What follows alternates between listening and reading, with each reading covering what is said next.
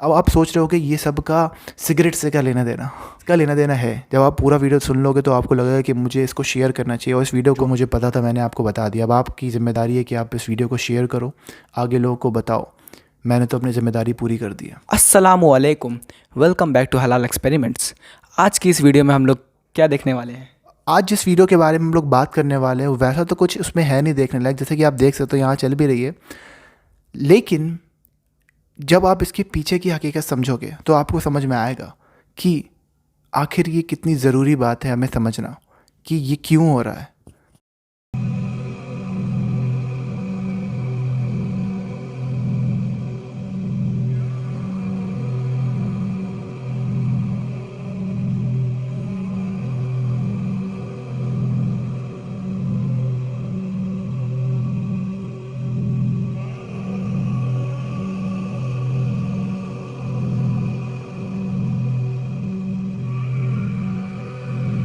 आपको जैसे पता होगा कि इस तरह के जितने भी कूल चीज़ें होती हैं, जो कूल समझी जाती हैं, ट्रेंडिंग चीज़ें होती हैं, वो सारी की सारी वेस्ट यानी कि मगरिब से ही शुरू होती हैं। तो इस चीज़ का जो आगाज़ था वो कैसे हुआ आखिर? अभी तक तो हमारे माशरे में सिगरेट पीना आम हो चुका ही है, लेकिन वो सिर्फ़ और सिर्फ मर्दों के लिए आम हो चुका है, औरतों के लिए अभी उतना ज़्यादा आम नहीं हुआ। वहाँ पे भी ऐसा वक्त था, औरतों को सिगरेट पीता देख लोग मुंह बनाया करते थे या चीज़ को अच्छा नहीं समझा जाता था। इसकी शुरुआत कैसे हुई, आज हम लोग उसके बारे में बात करेंगे। 1920s की बात है। अमेरिका के प्रेसिडेंट हुआ करता था वुडरो विल्सन। जैसे कि आपको पता होगा कि हर एक पॉलिटिकल पार्टी का एक प्रोपेगेंडा होता है, यानी कि उस पॉलिटिकल पार्टी को पब्लिक में किस तरीके से देखा जा रहा है, इसको लेकर एक पूरी टीम होती है। आपको पता होगा आईटी सेल काम करता है, ऑनलाइन काम करता है, एड्स चलते हैं, किसी भी पॉलिटिकल पार्टी के रिप्रेजेंटेटिव्स होते हैं जो उसको अच्छा दिखाने की कोशिश करते हैं, और जो अपोजिशन पार्टीज़ होती हैं उनको बुरा दिखाने की कोशिश करते हैं। तो अमेरिका का ये जो प्रेसिडेंट था वुडरो विल्सन, जैसे कि हमें पता है कि अमेरिका में प्राइम मिनिस्टर वाला सिस्टम नहीं रहता, तो प्रेसिडेंट को ही वोट दिया जाता है वहाँ पे। तो उस वक्त एक इंसान था, उसका नाम था एडवर्ड बर्नेज़। ये बहुत ही चालाक बंदा था, और ये जो बंदा था उसको साइकोलॉजी यानी कि नफ्सियात, जैसे हिंदी में मनोविज्ञान कहते हैं, उसके बारे में बहुत ही डीप नॉलेज थी। तो इसे पता था कि आखिर लोगों को किस तरह से बहकाना है। साइकोलॉजी का मतलब ही ये होता है, साइकोलॉजी में हम लोग पढ़ते हैं कि किस तरीके से लोग बिहेव करते हैं, उसकी स्टडी, इंसानी दिमाग की स्टडी, कि आखिर लोग किस तरीके से सोचते हैं, भीड़ किस तरह से सोचती है, तो इसकी स्टडी। तो ये जो बंदा था एडवर्ड बर्नेज़, ये बहुत ही काबिल इंसान था। इसने बहुत सारी किताबें पढ़ी थी साइकोलॉजी के ऊपर, मनोविज्ञान यानी कि नफ्सियात के ऊपर, और ये इस हद तक कामयाब हो चुका था लोगों के दिमाग को समझने और उसको कंट्रोल करने में, कि अमेरिका का जो उस वक्त का प्रेसिडेंट था उसने इसे अपने पास रखा एज अ प्रोपेगेंडिस्ट, यानी कि पार्टी का जो भी आइडियोलॉजी है, जो भी विचारधारा है, जो भी वो चाहती है करना, या लोगों को जो मनवाना चाहती है, समझाना चाहती है, वो ये करता था और वो ये लोगों तक पहुंचाता था। वो आइडियाज़ देता था किस तरीके से हम लोगों को समझाना है अपनी बात को। ये तो आजकल ही बहुत हो रहा है। आजकल तो ऑनलाइन का ज़माना है, एकदम न्यूज़ एडिट करके दे देते हैं हम लोग को। फेक पूरा सब कुछ चल रहा है, फेक वीडियोज़ एडिट करते हैं सब। आजकल तो ये चीज़ और टेक्निकल हो गई। अगर ये बंदा आज के ज़माने में होता तो ये तो हाँ। और आपको पता है कि इसने अमेरिका की पब्लिक को ये दिखा दिया था, ये समझा दिया था, और ये पूरा प्रूव कर दिया था कि अमेरिका जो वर्ल्ड वॉर में क्योंकि उस वक्त आपको पता होगा 1914 और उसके बाद से शुरू हो गई थी वर्ल्ड वॉर वन, फिर उसके बाद वर्ल्ड वॉर टू शुरू हुई। तो अमेरिका, जैसे कि आप जानते हो, वो क्या करता है, वो पहले से ही ऐसा करता आ रहा था। वो वर्ल्ड वॉर वन के अंदर भी थोड़ा बहुत इन्वॉल्व हुआ, वर्ल्ड वॉर टू के अंदर और ज़्यादा इन्वॉल्व हुआ।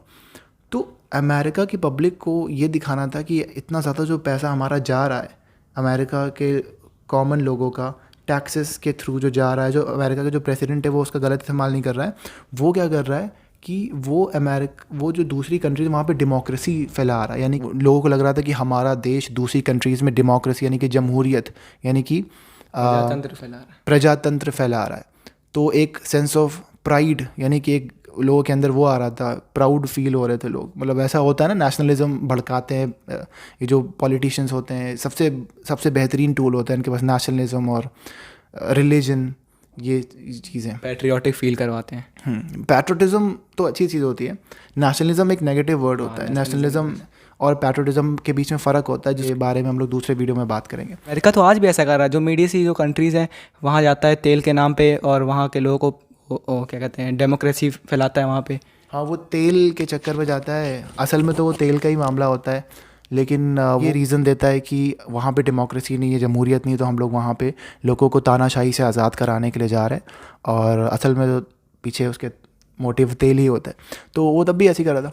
तो ये वाला जो बंदा था जिसने, अब आप सोच रहे हो कि ये सब का सिगरेट से क्या लेना देना इसका लेना देना है। जब आप पूरा वीडियो सुन लोगे तो आपको लगेगा कि मुझे इसको शेयर करना चाहिए, और इस वीडियो को आप उन लोगों को भी शेयर करना, चाहे मेल हो या फीमेल हो, मर्द या औरत हो, जो भी सिगरेट पीता हो, या फिर जो भी वेस्ट। अब जब वेस्ट की कुछ अच्छी, ऐसे नहीं है कि सभी चीज़ हराम है, सभी चीज़, लेकिन जो चीज़ें हार्मफुल हैं, बहुत सारी चीज़ें आज भी हम लोग यूज़ कर रहे हैं जो वेस्ट की देना है, तो उससे हमें कोई परहेज़ नहीं है। लेकिन जो बुरी चीज़ें हैं, जो हमें या हमारी सोसाइटी को नुकसान पहुंचा रही, उन्हें तो हम लोग बचा सकते हैं। और आप जब ये पूरी स्टोरी सुनोगे ना, समझोगे ना, तो आपको लगेगा कि ये लोग, जो भी कॉर्पोरेट्स हैं, जो भी कंपनीज़ होती हैं, या जो गवर्नमेंट के जो भी ये लोग जो प्रोपागैंडिस्ट होते हैं, उन लोग फ़र्क नहीं पड़ता कि लोगों की हेल्थ क्या है, लोग दिमाग से क्या हो जाएंगे, कुछ नहीं फ़र्क पड़ता उनको।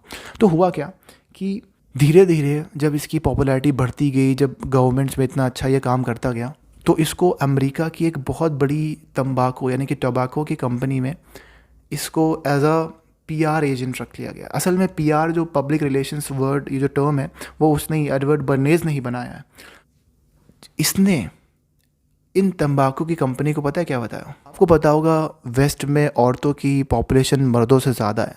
उस वक्त भी 1920s के टाइम पे भी 50% से ज़्यादा पॉपुलेशन थी औरतों की। तो इसने ये कंपनीज़ को बताया कि आप लोग एक बात बताओ, आप लोग मूवीज़ के थ्रू या एड्स के थ्रू ये इस चीज़ को मैस्कुलिनिटी से यानी कि मर्दानगी से जोड़ते हो कि हम तो सिगरेट पी रहे हैं, हम तो मर्द हैं, ये सब चीज़ें, लेकिन आप बहुत सारे कस्टमर्स लूज़ कर रहे हो, बहुत सारे कस्टमर्स नहीं आपको मिल पा रहे हैं। वो कौन है? वो औरतें हैं।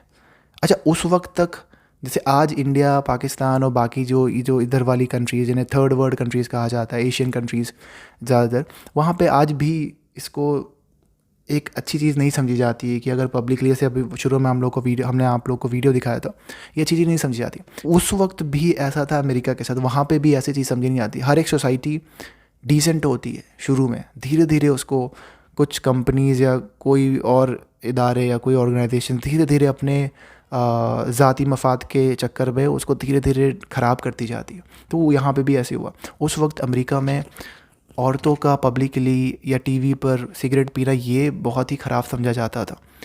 तो इस जो खराबी जो इसके साथ थी, जो स्टिग्मा लगा हुआ था, इसको हटाने के लिए एडवर्ड बर्नेज ने क्या किया? उसने ये किया कि पहले तो उसने ये बताया कंपनी को, अमेरिकन टबैको कंपनी जो थी उस वक्त बहुत बड़ी, तो उसको ये बताया आप लोग 50% से ज़्यादा कस्टमर्स लूज़ कर रहे हो, खो रहे हो अपने कस्टमर्स, वो औरतें हैं। तो उसने क्या किया कि एक बोगस परेड, कुछ औरतों को रखा उस परेड में, और न्यूयॉर्क सिटी जो है वहाँ से गुजारा। उस परेड में पता क्या था? सारी औरतें सिगरेट पी रही थी, और एक तरीके से एक आइडल बनाया कि देखो ये लोग जो है जा रही हैं तो तुम्हारी आइडल है। और ये जो एक तरीके से एहतजाज किया उसके इस नज़रिए के ख़िलाफ़ कि औरतों को नहीं पीना चाहिए सिगरेट, ये बताकर औरतों को समझाकर कि आपकी आज़ादी को छीना जा रहा है जब आपसे सिगरेट छीनी जा रही है तो। और पता है जो औरतें उस मार्च में थी, उस परेड में शामिल हुई थी, उनकी सिगरेट्स को पता है क्या बोला गया? आज़ादी की मशालें। तो आज़ादी और बराबरी, इक्वालिटी, इन सब चीज़ों से जोड़ा गया। और जब मैंने पहली बार इस चीज़ के बारे में पढ़ा तब मुझे लगा कि यार मतलब लोगों को कुछ पता ही नहीं है, मतलब लोगों को। और ये बात मैंने आज से 2 या 2.5 साल पहले अपने इंग्लिश वाले यूट्यूब चैनल पे करी हुई है, तो उसमें मैंने बताया था। आज मुझे मौका मिला, मैंने काफ़ी टाइम से सोच रखा था कि इस टॉपिक पे वीडियो बनाना, तो आज अल्हम्दुलिल्लाह मैंने बना दिया इस पे। तो लोगों को पता होना चाहिए चीज़। फिर क्या हुआ? तो जब वो परेड निकली वहाँ से, तो उस वक्त का जो भी मीडिया था उसने उसको पॉपुलराइज़ किया, क्योंकि बहुत बड़ी बात थी। यंग औरतें, दिखने में भी अच्छी थी, वो उसने चुना था बाकायदा, और क्योंकि उसको माइंड डाइवर्ट करना था औरतों का। तो उसने वो चीज़ करी, और जब वो कर रहा था उसे पता था एग्जैक्टली एक एक स्टेप वो क्या कर रहा है। जैसे कुरान में आता ना कि शैतान के स्टेप्स से बचो, यानी खुतवात शैतान जैसे कहा गया है, स्टेप्स ऑफ शैतान, क्योंकि शैतान एक बार में नहीं आता आपके पास, स्टेप बाय स्टेप आता है, धीरे धीरे आता है। तो एक अमेरिका पे सोसाइटी बहुत डिसेंट हुआ करती थी, आज की तरह नहीं थी, वो धीरे धीरे ख़राब हुई। तो ये चीज़ हमें समझनी होगी कि वेस्ट को जो हम लोग आंखें बंद करके कॉपी कर रहे हैं ये सही नहीं है, क्योंकि उस वक्त ताज़ा औरतों को वोटिंग का अधिकार मिला था। शायद 1919 में मिला था, अमेरिका में 1919 में मिला था, यानी कि उनकी आज़ादी के करीब 150-200 साल बाद उनको राइट मिला था वोट करने का, औरतों को। तो ताज़ा उनको जब ये राइट मिला था, वो भी काफ़ी लड़कर राइट मिला था। तो जब ये जो पूरा प्रोपेगेंडा चला इसके अराउंड की, सिगरेट्स के अराउंड, तो औरतों को लगा कि हाँ यार ये सही बात है, क्योंकि उस वक्त उनका यही माइंड मेकअप हो चुका था कि आज़ादी ज़रूरी है, उसकी बिल्कुल ज़रूरी, इक्वालिटी बिल्कुल ज़रूरी, हम लोग भी कहते हैं। लेकिन उस इंसान ने उस कंपनी का फ़ायदा कराने के लिए औरतों का इस तरीके से ब्रेन वॉश किया, पूरी सोची समझी साजिश के तहत स्टेप बाय स्टेप ये काम किया उसने।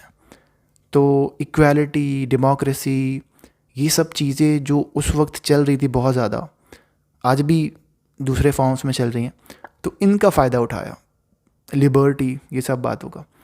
और टॉर्चेस ऑफ फ्रीडम बोला, यानी कि आज़ादी की मशालें जो सिगरेट से उनको, तो फिर तो और ज़्यादा आने लगा, मूवीज़ में दिखाने लग गए, जो मेन जो एक्ट्रेस हुआ करती थी वो फिर वो ऐसे स्मोकिंग करते हुए दिखाया उसको। आज भी ऐसा ही हो रहा है। तो अब तो खैर मामला बहुत ही आगे जा चुका है, क्या क्या चीज़ें। तो बताने का मकसद यही है, इस वीडियो को बनाने का मकसद यही है कि आप लोग वेस्ट की जो अच्छी चीज़ है या जो काम की चीज़ है उसे लो, जो आपकी ज़िंदगी को आसान बना रही हो, या फिर अब बहुत ज़्यादा आसान भी ना बना रही हो, वरना उसके भी अलग ही प्रॉब्लम्स है। तो यही मकसद है बताने का, जो बुरी चीज़ें हैं उनसे अपने यंग लोगों को बचाओ, अपने आप को बचाओ। इस तरह के वीडियोस देखता हूँ, आप लोग भी देखते होंगे तो बड़ा ख़राब लगता होगा।